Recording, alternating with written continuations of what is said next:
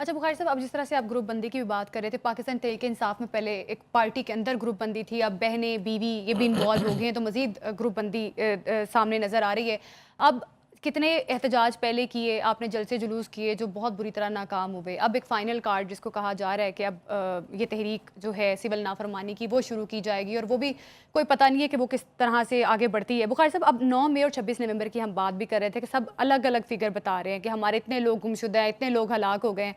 तो बुखारी साहब, आपको क्या लगता है कि जुडिशल कमीशन वाली बात भी पीटीआई कर रही है कि जुडिशल कमीशन बनाया जाए, प्रॉपर इसकी इन्वेस्टिगेशन हो कि 9 मई को क्या हुआ और 26 नवंबर को जो वाकयात पेश आए उसकी क्या सच्चाई है, ताकि सबके सामने आ सके। जिस तवातर से वो जुडिशल कमीशन बनाने का मुतालबा कर रहे हैं ना, मुझे लगता है ऐसे होगा कि फैमिली में अगर किसी पीटीआई के लोगों को कुछ झगड़ा होगा तो उसके लिए भी जुडिशल कमीशन ही बनेगा।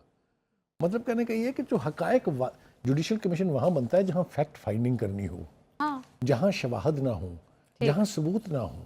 मतलब 9 मई के हवाले से अगर इनको शवाहद चाहिए तो मैं इनकी अकल का मातम 4 दफ़ा करने के लिए तैयार हूँ। वास्ते आप अपने केसेस लड़ें, ये आपका हक है कि आप साबित करें कि जनाब हुकूमत गलत कह रही है, लेकिन इतने बड़े बड़े फतावे जारी करने के बाद फिर आपको शर्म भी नहीं आती।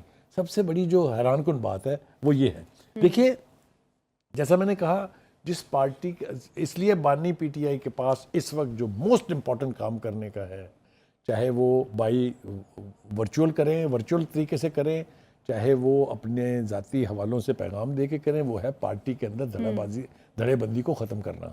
अगर उनकी पार्टी की धड़ेबंदी ख़त्म ना हुई, पार्टी पहले जब तकसीम हुई थी 3 ग्रुपों में, आपको याद है, बिल्कुल तब भी पार्टी की तबाही हुई थी, वोट बैंक की भी तबाही हुई थी। और अब जो धड़े बन गए हुए हैं, वकील समझते हैं कि इन जो सियासी लीडर हैं इन्होंने हमें नहीं छोड़ना, जो जाहिर एक है। बुनियादी तसाद है। क्योंकि ये तो यानी ये तो क्वालिफाई फसली बटेरों में भी नहीं करते, ये तो पैराट्रूपर्स हैं जो लैंड हुए, चूंकि बानी ने मुकदमे लड़वाने थे इसलिए इनको ओहदे दे दिए, तो वो समझते हैं पार्टी उनकी हो गई है। ये ऐसे नहीं होगा। The foremost thing, I am a humble student of history, मैं सिर्फ मशवरा दे सकता हूँ, I am nobody to impose it. वो ये है कि बानी को चाहिए कि पार्टी के अंदर से धड़ेबाजी खत्म करे, तभी उनकी जो निगोशिएटिंग स्ट्रेंथ है वो स्ट्रांग होगी और वो हुकूमत के सामने बैठेंगे इन ए पोजिशन ऑफ स्ट्रेंथ। पार्टी अगर बिकरिंग अगर जारी रहेगी, पार्टी इसी तरह ग्रुपों में बिखरती रहेगी, तो जो उनकी निगोशिएटिंग स्ट्रेंथ है वो कंप्रोमाइज़ होगी और कुछ भी नहीं होगा। बहुत बड़ी बड़ी पार्टियां जो हैं, आपने देखा क्या हुआ अवामी लीग का बांग्लादेश में, आपने देखा माजी में क्या हुआ था पीपल्स पार्टी का, बिल्कुल आपने देखा माजी में क्या हुआ था नून लीग का भी। तो कहने का मतलब यह है कि आप वो काम करें जो आपके करने के हैं। अगर आप हर नए लम्हे पर गवर्नमेंट की रेट को चैलेंज करेंगे, आप अपनी स्ट्रेंथ इन्वेस्ट करके उसको लूज कर रहे हैं। जाहिर है, धमकी से मुज़ाकरा वैसे क्योंकि भी वो लोग जो खान की एक आवाज़ के ऊपर वाकयातन लाखों की तादाद में आ जाते थे, वो अब सिर्फ एक सूबे से निकलते हैं, और कौन लोग निकलते हैं उसके बारे में मुझे कुछ कहने की जरूरत नहीं है। ठीक है। अच्छा बुखारी साहब, आप जिस तरह से बात भी कर रहे हैं, मुज़ाकरात की बात भी करते हैं आप, फिर आप कहते हैं, धमकी भी लगाते हैं कि अगर आप ये नहीं करेंगे तो हम ये करेंगे। 24 नवंबर का एहतजाज, तब भी ये कहा गया कि हम एहतजाज करेंगे, बानी पीटीआई को रिहा करो नहीं तो हम एहतजाज करेंगे। अब सिविल नाफरमानी वाली तहरीक, एक तरफ आप कह रहे हैं हम मुज़ाकरात करें हमसे, दूसरी जानिब आप कह रहे हैं कि हम एक तहरीक चलाने के लिए भी तैयार हैं, तो कभी भी धमकी से मुज़ाकरात तो नहीं हो सकते, ये तो एक फैक्ट है। मैं उसका आपको नतीजा बताता हूँ क्या हुआ है, इन धमकियों का नतीजा क्या निकला है। अल्टीमेटली अब हुकूमत ने इमरान खान के खिलाफ फाइनल कार्रवाई करने का फैसला कर लिया, जो इतना डेंजरस है कि उसमें से कैसे वो निकल पड़ेंगे, ये मेरे सामने पड़ा हुआ है। वफाकी हुकूमत की खुसूसी कंप्लेंट पर FIA ने कार्रवाई की है और केस मुकम्मल करके ऑलमोस्ट वो यानी लॉज होने वाला है। जी। क्यों मुश्किलात बढ़ा रहे हैं खान साहब की, खुदा के वास्ते। ये छोटे छोटे लोग जो पार्टी के अंदर इस वक्त लीडर बन गए हैं बौने कद बड़े दिखाई देने की हर कोशिश करते हैं, वो उसके लिए दायरा तंग कर रहे हैं। मुझे वायोवाडा की इन बातों पे यकीन करने पे मैं मजबूर हो जाता हूँ कि वो कहते हैं कि उनकी अपनी पार्टी के लोग, वो तो बेगम साहबा का भी नाम लेते हैं, लेकिन वो कहते हैं कि उनके इर्द गिर्द ऐसे लोग हैं जो कंप्रोमाइज्ड हैं और जो बानी पीटीआई की सियासत नहीं, उसकी ज़िंदगी ख़त्म करने के दरपे हैं। अच्छा बुखारी साहब, वावडा साहब तो ये भी कह रहे हैं कि वो बानी पीटीआई की जान बचाना चाहते हैं, उनकी जान को खतरा है। तो अब फैसल वावडा साहब की जो कंसर्न है बानी पीटीआई को लेकर, उसको आप किस हद तक समझते हैं कि एक सिंसियर कंसर्न और सिंसियर अप्रोच है उनकी? दो चीज़ें हैं जो वावडा साहब की प्लस है। एक तो ये कि वो पार्टी के अंदर रहे हैं बड़े तवील अरसे तक, ठीक है, और पार्टी के इनसाइड आउट से वाकफ़ है।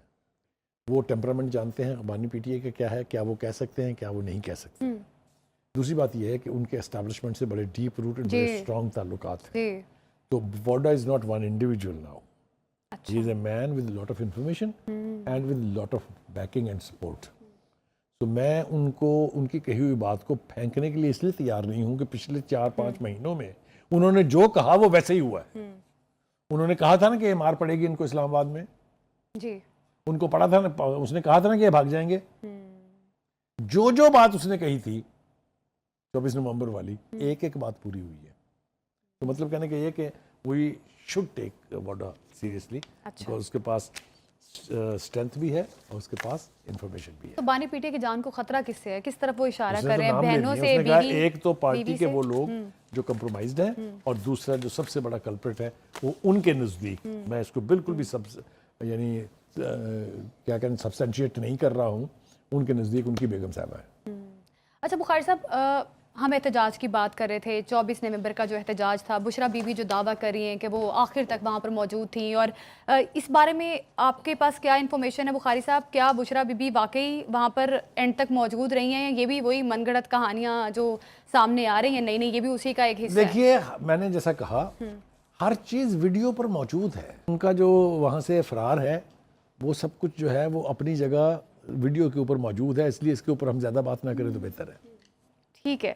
अच्छा बुखारी साहब, अब पाकिस्तान तहरीक इंसाफ, आपको क्या लगता है पाकिस्तान तहरीक इंसाफ के पास अभी राइट नाउ क्या सूटेबल ऑप्शन है जो The इनके best फेवर में जा option सकता है? is that they should initiate dialogue genuinely. इसके अच्छा, अलावा कोई चारा नहीं है। डायलॉग किससे करे? हुकूमत से करे, Obviously. एस्टेब्लिशमेंट से करे? क्योंकि हुकूमत से देखें, एस्टेब्लिशमेंट ने उनके साथ बराह रास्त बात नहीं करनी है। अच्छा, दूसरी बात यह है कि बात आपको जब हुकूमत ही से करनी है तो फिर आप इसके अंदर अपने आप को यानी अना का मसला ना बनाएं। Don't make it A issue of your Prestige, और इसके लिए आपको मुज़ाकरात का रास्ता इख्तियार करना पड़ेगा। That's the last thing you have. Bukhari साहब, मरीम नवाज शरीफ ने भी कुछ एक अहम इकदाम किया है, मेरा ख्याल है प्रोग्राम में उसको भी एक दफ़ा शामिल कर लेते हैं और नाजरीन को दिखा भी देते हैं ताकि उनको भी थोड़ा सा ब्रीफ कर दिया जाए। तो देखिए, पहली बात तो यह है कि यकीनी तौर पे ये जो इनिशिएटिव है जिसका नाम उन्होंने मरियम की दस्तक रखा है, जी, ये मुझे खुशगवार हैरत है कि एक आम आदमी की ज़िंदगी को आसान बनाने के लिए जिस जी, तरीके से बिल्कुल। उन्होंने एहसन इक़दाम। चाहे वो डोमिसाइल सर्टिफिकेट है, चाहे वो एफआईआर की कॉपी है, चाहे जी। निकाह सर्टिफिकेट है, चाहे ड्राइविंग लाइसेंस है, चाहे ई स्टैंपिंग है, मोटरसाइकिल व गाड़ियों की ट्रांसफ़र है, इंटरनेशनल ड्राइविंग लाइसेंस की तजदीद है, ये सब कुछ शामिल करके ज़िंदगी आसान कर दी है उन्होंने। Yes. That will be at your finger tip, बंदा आपके पास पहुंच जाएगा। बिल्कुल। एक इजाफा मैं इसमें करना चाहता हूँ जी। कि अगर आप इसमें असला लाइसेंसों की तजदीद का भी शामिल कर दें हाँ, तो बिल्कुल। ये इतनी बड़ी आसानी होगी, इसलिए कि बहुत लोग रुलते हैं, मैं उनमें से शामिल हूँ जो खुद भी रुलता रहा हूँ। अच्छा। तो उसको अगर शामिल कर दें तो ये वाकई तौर पे ये हैं काम करने के जिससे एक आम आदमी की ज़िंदगी में सहूलत आए। यस, ये अगर इसी तरीके से चलते रहे तो यकीनी तौर पे बहुत सी ज़िंदगी आसान हो जाएगी, और इस सूबे से दूसरों को भी मतलब है तकलीद करनी बिल्कुल, चाहिए, इसकी बिल्कुल, फ़ायदा अपनाना होगा। चाहिए ऐसे इक़दामात को जो अवाम की ज़िंदगी को सहल बनाने के लिए। बिल्कुल इन इकदामात को अपनाना भी चाहिए और इनकी तारीफ़ भी करनी चाहिए। मरियम नवाज शरीफ साहिबा ने बड़ा एक ऐसा इकदाम है जिसकी तारीफ़ करना बनता भी है।